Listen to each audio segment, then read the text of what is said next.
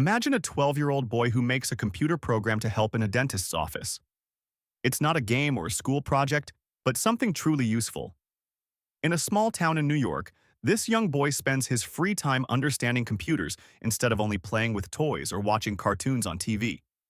Before even becoming a teenager, he creates a tool that helps his father communicate with patients. This small act is the start of something much bigger. What feels like just a small family task becomes an early look into a future the world did not expect. No one knew this quiet boy would one day change millions of lives. Working alone in his room in Dobbs Ferry, he connects machines and ideas in ways most adults cannot. His passion shines brighter than his age suggests. Sometimes greatness begins not with big plans, but with a child's simple wish to help. This is how the journey of a future tech leader started. He wasn't famous yet, he wasn't rich or known, but he had a dream and the tools to build something new. This dream would grow faster than anyone could think. That early program is now forgotten by many. But it was a spark, like the first light before sunrise, showing a path filled with ideas and hope. Years later, that young boy would look back and smile, because that small tool, built from love and curiosity, became the first step to a world-changing future. Mark grew up in a home full of energy. He had three sisters, Randy, Donna, and Ariel. Their parents supported their interests and encouraged learning at home. His father worked as a dentist, and his mother was a psychiatrist. They both gave their children the chance to ask questions, share ideas, and explore talents freely. Living in Dobbs Ferry, a peaceful town in New York, Mark's family followed Reform Jewish traditions, giving him values of kindness, respect, and curiosity to grow with. At school, Mark quickly stood out. He was not just interested in computers, but also in language. He learned French, Hebrew, Latin, and ancient Greek with ease. He started at Ardsley High School and later moved to Phillips Exeter Academy. There, his teachers saw great skills in science, classical studies, and problem solving. Mark earned many awards for his schoolwork. He could connect ideas from different subjects, showing early signs of someone who thinks deeply and creatively.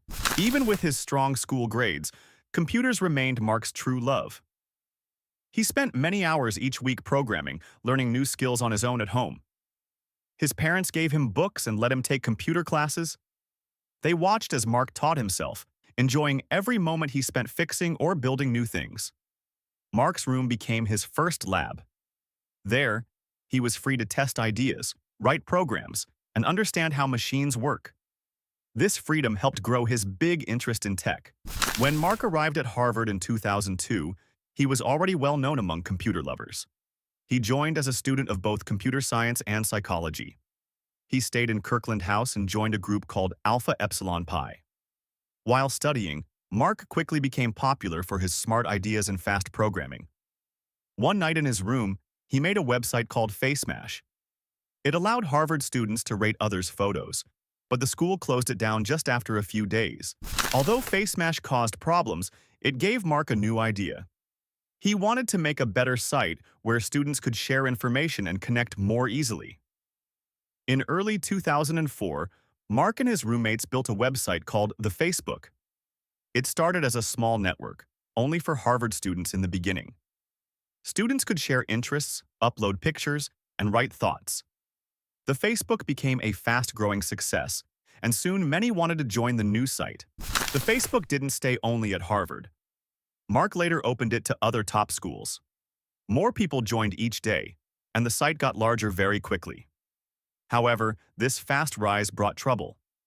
In March 2004, 3 Harvard students said Mark stole their idea. They believed he used their plan to make the Facebook. The students from a rival site called ConnectU took legal action. They claimed Mark agreed to help them, but instead created his own successful version. The legal case between Mark and the ConnectU founders lasted for years. Later, Facebook agreed to pay money and give some company shares to settle it. Even though this was difficult, Mark stayed focused on his work. He continued to improve the website and bring new features to its growing user base. By the end of 2004, what began in a dorm room had turned into a real company. Many could now see that this student's idea would reach far beyond Harvard. After creating the Facebook, Mark made a huge choice. In 2004, during his second year at Harvard, he dropped out to follow his dream of growing the website. Mark and a few close friends moved across the country to California. They rented a home in Silicon Valley, a place where many tech companies are located. This house became their new office. Day and night, they worked on improving Facebook. The space was simple but filled with passion, excitement, and big ideas. Even as Facebook grew, many large companies wanted to buy it. These offers included millions of dollars, but Mark did not agree to sell it to any of them. He believed the website could become much more, so he said no to each deal. To him, money was not the main goal. He cared more about the mission of Facebook. Mark's mission was to connect people and help them share their lives online. He often said he wanted Facebook to create a more open and connected world. Mark's idea of success was different. Success was not about fast money or showing off. For him, it was about building something useful and lasting for people. He and his team worked hard, often facing tired days and long nights. But they enjoyed the process and believed that something big was starting in that small house. This period in Silicon Valley was a key part of Facebook's early story. From a small room with a laptop, Mark turned his dream into a company the world would know. In 2007, Mark Zuckerberg became the youngest self-made billionaire at just 23 years old. This happened only 3 years after Facebook first launched at Harvard.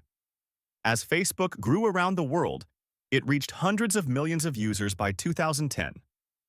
By 2012, more than 1 billion people had joined the platform. Facebook continued to grow fast. Mark stayed focused on connecting people, and by 2017, the number of Facebook users had climbed to 2 billion globally. Mark did not just focus on business growth. In 2012, he married his longtime girlfriend, Priscilla Chan. They had met years earlier when both were students at Harvard. Their wedding was held in their backyard and was a surprise to guests, who thought they were coming for Priscilla's graduation party from medical school that day. Mark and Priscilla later became parents to 2 daughters, Maxima and August. Family became an important part of Mark's life as he continued to grow his company. Facebook was not the only product Mark controlled. In 2012, his company bought Instagram, a social media app for sharing photos and videos with friends. 2 years later, Facebook also took over WhatsApp, a tool that lets people send messages quickly across the world using phones and the internet.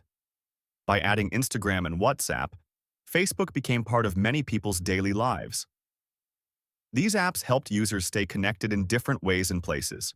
To help more people get online, Mark launched a project in 2013 called Internet.org. It aimed to bring internet access to places with poor or no connection. Working with big tech firms, this project helped millions in developing countries use basic online services for free, such as news, health tips, and job searches. Even with some critics calling it limited, Internet.org gave many people their first look at the online world, helping close the gap between connected and unconnected areas. In 2015, Mark and his wife Priscilla started the Chan Zuckerberg Initiative, a group focused on helping people by improving education, science, and health. Founded as a limited liability company, it was created to give the couple more freedom in how they spend and manage their money while doing good in the world. They wanted to promote equal chances for everyone and support projects that could solve big problems, such as diseases and unfair education systems. One of the couple's biggest promises happened in December 2015. After their daughter was born, they announced they would give away 99% of their Facebook wealth. This large gift was not all at once, but over their lifetimes. They believed that helping others was more important than keeping so much money to themselves. Their pledge surprised many people. It showed their wish to use their success not only for business, but also to improve the world, step by step, over time. The Chan Zuckerberg Initiative chose to focus mainly on science, health research, and education. They believed these areas could help people live better lives. For example, they gave money to studies aimed at curing deadly diseases. They also supported schools that tried creative teaching methods for all learners. Mark often speaks about long-term goals, like ending all diseases in the future. This shows how his vision moved beyond business to caring for people's future. After years of saying he was an atheist, Mark shared that his views on religion had changed. He now believes religion can give meaning and support in life. He spoke about how becoming a father helped change his mind. Raising children made him think more deeply about beliefs and what really matters in life. This shift surprised many because Mark had once said he didn't believe in anything religious. But now, he says faith is important in guiding his actions. Along with personal changes, Mark also spoke about changes in Facebook. He said one new goal was to focus more on keeping people's information private. He planned to connect Facebook, Instagram, and WhatsApp into one system. This would help messages move safely between apps using secure tools. The idea was to give more control to users. Mark believed privacy and strong digital safety would make people more comfortable using their networks. In 2017, Mark returned to Harvard and received an honorary degree. Even though he left before finishing school, the university now honored his success. He also gave a speech at the event, telling the students that it's okay not to have all the answers right away. He said, "Just beginning is an important step." His words reminded people how far he had come. From creating a website in college to running global companies, he showed that passion brings progress. In more recent years, Mark focused on helping small businesses. He said many small shops need better digital tools to grow and connect with customers. He also began thinking more about global problems. He said Facebook's future was not just tech, but helping people live better lives everywhere.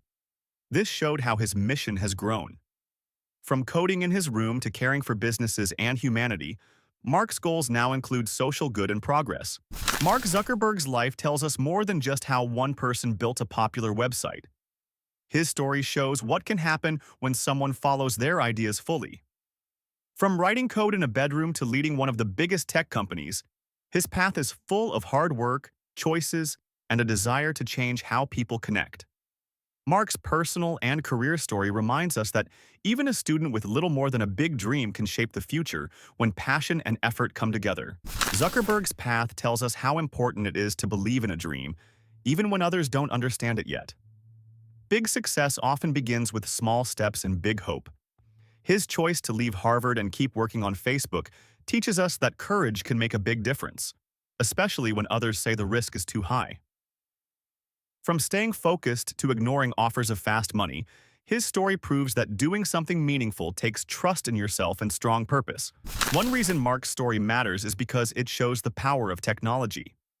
His work changed how people talk, share, buy, and even learn in their daily lives. Without waiting for permission, he built something helpful for others. This action shows how technology can break old limits and reach thousands very quickly. With tools like Facebook, Instagram, and WhatsApp, people in different places can stay in touch, build groups, and grow businesses from only a phone or laptop. Today, Zuckerberg's story also teaches us the value of giving back. He uses his success not just for profit, but to help others and solve global problems. His efforts in health, education, and access to the internet show that change doesn't end with business success. It grows into helping whole communities thrive. He and his wife chose to support causes that matter for the future. This reminds young people it's never too early to think about making the world better. Mark's journey can inspire the next generation. Many students or young dreamers might feel their ideas are too small, or that success is too far away to reach. But his life shows that change often comes from someone who trusts a new idea, works hard, and doesn't give up, even when the road looks hard or unclear. By building something useful, making big promises, and staying kind, Zuckerberg set an example that greatness does not need age, power, or large teams.